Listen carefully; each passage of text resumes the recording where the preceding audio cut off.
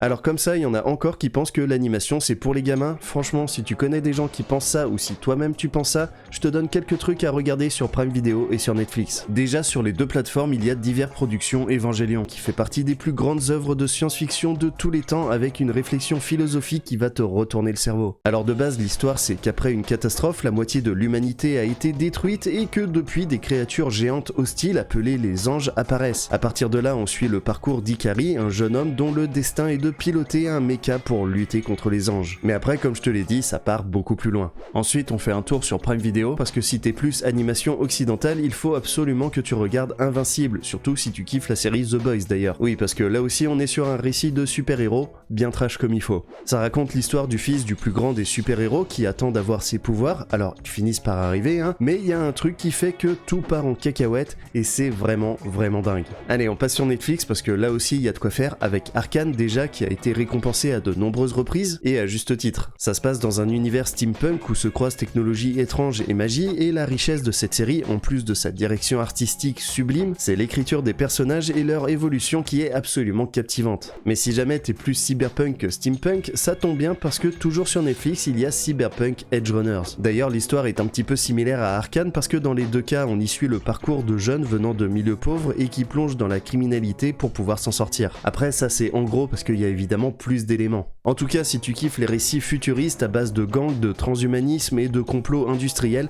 tu vas adorer ça, c'est sûr. Bon, après en ce moment aussi, il y a quasiment tous les films du studio Ghibli sur Netflix, donc suffit de regarder Princesse Mononoke pour réaliser que l'animation peut être tout sauf pour les gamins. Mais évidemment, il y en a énormément d'autres, donc n'hésite pas à me dire si tu veux une partie 2.